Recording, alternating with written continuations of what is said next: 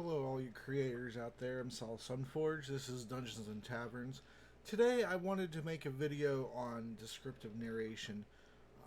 We were supposed to do a session, and some of the players arrived. I was there, but some of the players were having connection issues, and so we unfortunately had to cancel the session, which meant that my content for today would have been missing it. So I had to hurry up and come up with a concept for a video to make because didn't want to leave you guys with nothing. And so I spent the last, I don't know, 2.5 hours writing this out. Um, Before that's what I've been working on, is writing out sort of a script and trying to follow that. Um, make my videos more concise and to the point. So today's video is on descriptive narration, and I broke them down according to category. And the categories, I'll read them to you off the top, so you can skip to the one that you care about, or even see if you don't care about any of them, then just skip the video. But the categories are narration and combat, in settlements, in exploration, and then in dungeons is the final category. And I don't know how to divide the videos up by chapter yet or nothing like that. I still am learning YouTube stuff on the job training, basically, with what little time I have to spare. So the first one is in combat. Descriptive narration in combat. Usually combat takes a little bit longer to run, up to most of, if not the entire session. But things you could do to make combat more interesting is add more descriptive narration.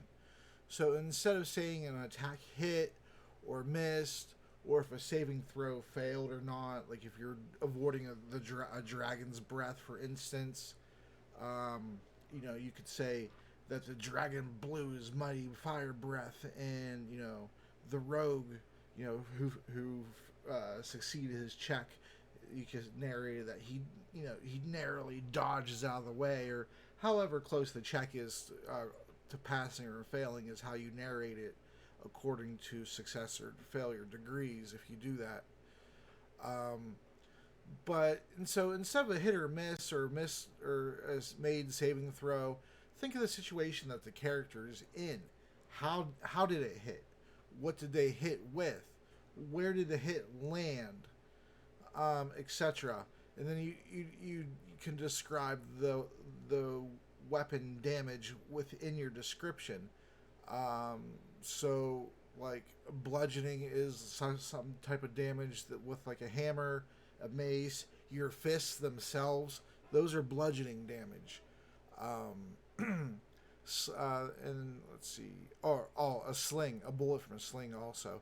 Slashing is with a short sword or a long sword, or piercing is with an arrow, a bolt, a dagger, or even a thrown dart. Or you could say a lance also. But there's enough examples there that you can figure out each damage type of weapon would do.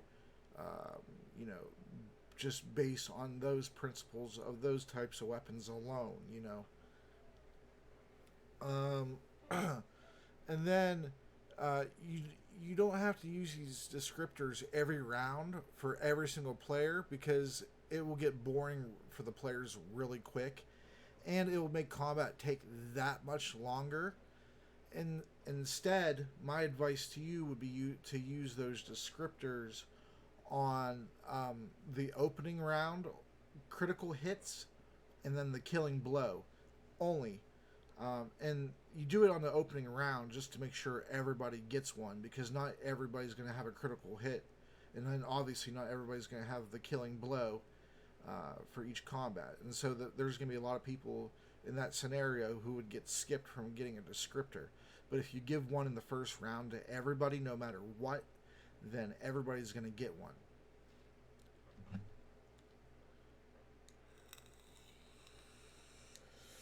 So, and then I wrote down a theoretical combat scene, and then I kind of narrated it.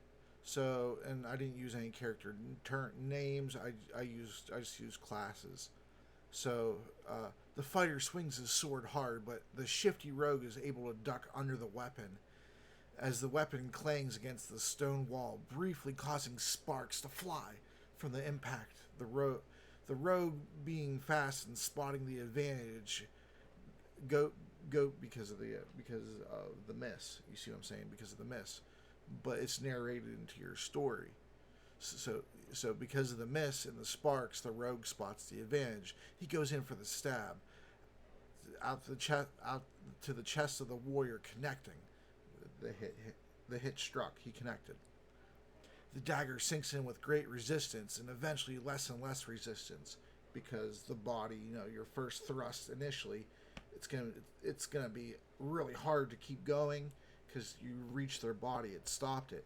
But eventually, as you get into the soft internal organs inside, you're gonna be able to slice a lot easier, and so that's why I narrated it the way I did.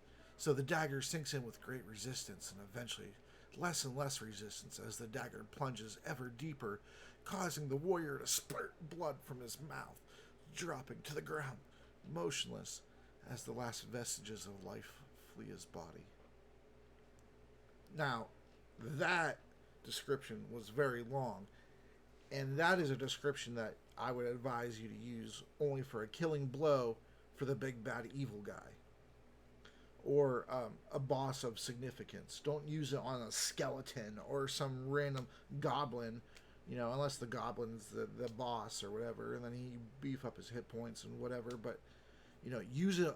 Use your description length according to the significance of the fight, to add more tension to the scene.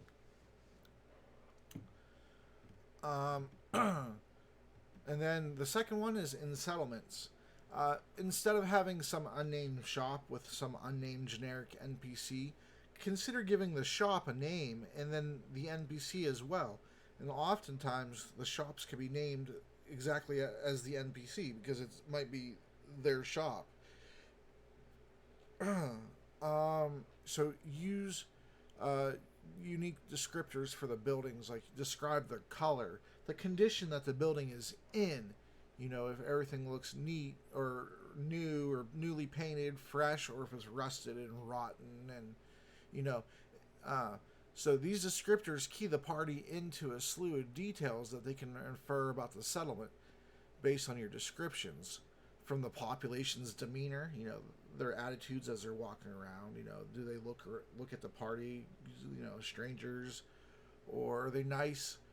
Your descriptors will key the party into the amount of security that is around, the wealth, because the condition of the roads. Are they flat and even flagstones? Are they marble? Is it just regular? Is it just pebbles? Like, is it a dirt road? These types of things. And then if the road's cracked and pitted and things, those key you into things about the settlement, like the wealth. And so those are details that you could give to the rogue or to specific characters to make it so that their specific class comes into play and they feel special through your description. Let's see. Oh, the third point, in exploration. If you plan to skip wilderness travel, all wilderness travel, don't worry about this section. Feel free to continue on. But I do feel compelled before you continue on to tell you my opinion on the matter. There's a wealth of encounters, friendly encounters and enemy encounters that can happen through the wilderness. There's also a lot of fantastic locations as well, and you get a whole lot of role play when the party sets up camp. You can match, you as the DM can match two NPCs together to take watch. Sometimes if you have something planned, you can tell the NPCs who's taking watch, or whatever. But if you don't have anything planned, they can pick who takes what watch. And this way you get a very good mixture of role-playing and character building through those little small sections of time where the characters are on watch, or where they're by the campfire, or they're making up their tents, or things like that. There's a whole lot of role-play opportunity in there. You can have a wandering traveler. That's always good. If you don't have anything, have a wandering traveler. It could be friendly or an enemy or neutral. It could be a merchant. a reoccurring character, you could do whatever you want with wilderness travel. So if you want to put a little bit of extra effort into it, it's very much worth it, the payoff. Um, and then some things that the characters will latch onto for wilderness travel. The color of the sky, especially if it's a vibrant color, or you can describe to them an aurora borealis. The types of flora and fauna, especially if they're in like a forest or a grassland environment.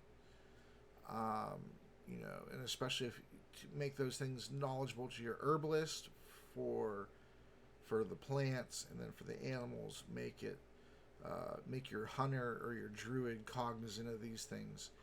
And again, that's how you incorporate the players' classes to make them feel special. It's all about adding a whole bunch to your game for just a little bit more effort. That's what I'm about. I'm trying to help you, give you, taking my time that I spent a whole bunch and just giving you the little pieces of it that make the most difference for the littlest time invested. And hopefully that's something that you find valuable. And if you do, I'd like you to like this and subscribe to the channel if you haven't already. If you have any future DMs or current DMs who may get a use out of my channel, or players even, feel free to share it around. I will respond to comments that ask any questions of me. If they're just general comments of encouragement, I'll just probably like the comment or something like that, or I might leave a quick thank you. But if you leave something of substance, I'll always respond to it. And then the last section is for dungeons. Being more descriptive in dungeons just means putting more things for the players to interact with in the dungeons, and then describing the things that you put into the dungeons. Traps, puzzles, riddles.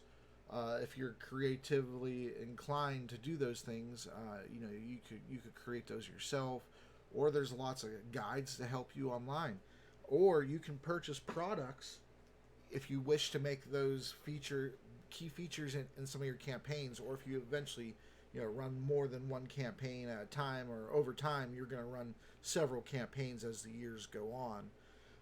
And some of the books that I recommend is Wally DM's Journal of Puzzle Encounters. And this is a very wonderful book. Well, I don't know Wally personally. He's never heard of me. And this is just my own private endorsement. He doesn't sponsor the channel or anything like that. But yeah, so this book has probably 30-40 different puzzles in it. And it describes the puzzle, so it gives you your description, your narrative description already set for you within the book, and then it gives you the actual puzzle, and then it gives you some clues that you could give the players based on certain rolls that they make and recommended DCs at what they need to make to gain that clue, and then it gives you the final solution, and there's alternatives on how you can make the puzzle a little bit different. And then you can also make it your own by changing it up some. And there's a whole bunch in here, and there's several that go together, and it tells you recommendations for ones to use together, recommendations for which environment to use them in, and it's very wonderful. Another one is Treacherous Traps. This one's by Nord Gaming. Yeah, Nord Games, excuse me. It's a 5th edition book. Where did I get this? Drive-through RPG or I don't remember. I think I got it from Drive-through. But it's a very great book. It has a whole bunch of custom traps in it, and the initiative counts, things that the trap does on certain initiative counts. Hints you could give the players on how to disable the traps, and allow the players to actually go through these things. Let me put this book down. Allow the players to go through these things themselves as the player sitting down, and you don't necessarily have to have the dice dictate the results. Only if they get stuck should you have the dice dictate the results. But you should allow them to try to have some problem solving as a group. It will help. Trust me, it will help. And a whole bunch of role play can be happening as the group tries to figure out how to bypass these unique encounters. Um, but um, so yeah, we covered the books, and also they're very fun. They're very fun to read. I love just reading through my Dungeons and Dragons books. You know, just not really as a refresher. I do it, I guess, as a refresher, but I just enjoy reading the stories, the lore, the different planes of existence. Like I just really enjoyed it, and so I pick up things as I keep rereading the same stuff over and over again. That's how I learn as much as I do. Let's see what else. Oh, you when describing your dungeon, you want to set the mood, right? So you want to let the players you want to use things like noises, like dripping water or footsteps, shuffling, doors opening, closing, slamming shut, creaking open slowly. Those would those would tell the players somebody's either trying to be quiet and spy on them, or somebody's wanting to let them know they're there and trying to warn them to back off, essentially. And you can allow these things, you know, the temperature, the smell. Is the air very musty and claustrophobic and stale? You know, that means this place is probably enclosed for years, like a tomb or, you know, a crypt. Um, you know, or maybe it's airtight even. That it could allow, you know, you could defer that there may be a trap ahead that closes you into an airtight space. You know, and you could give these descriptors. You know, there's a fireplace. You know, describe the mantle and describe everything that you know, the poker and all the tools and the wood, the condition of the wood that it's in. Is it burning currently? Is it smoldering? Is it been long gone and there's just ashes? Is it just soot and a clean fire? You know, you can use your descriptions to key the players in on things. And the more you add in for them to do, the more they're going to feel like they're part of the game, and it's not just being made ahead of them according to what way they're looking. It'll feel real, and you know, using all these methods, you know, putting quest items on corpses or remains, and those types of things, you can get the players interested in the lore of your world by planting it on these things and events that they're actively doing, and it will give them ideas for places they might want to go next in your world, and you'll be able to key in on that, and you'll know what to make for future sessions if you want to work, you know, for further down the line, and in addition to going in close, working a little bit out, you know, in the distant future, and a whole bunch on the very next session. That's how I do it. I work a little bit on things that are going to happen, maybe, and a lot on things that are going to happen for sure next session. So hopefully these things helped you be a little bit more descriptive. Feel free to come back and reference this video at any time. It's going to be in the DM's playlist along with all my other DM help videos. And you know, once I get some time that I have a video made and I don't, you know, for several days and I don't have to make any that day, I'm going to go through and fix all of my videos, and you know, eventually I'm going to fix the thumbnails and, you know, put the links into the next videos and all those types of things. But for right now, I just have it organized my playlist for you guys, which is still pretty decent way to organize things. So thank you so much for watching. Have a great weekend, and be careful, enjoy yourself, and stay safe.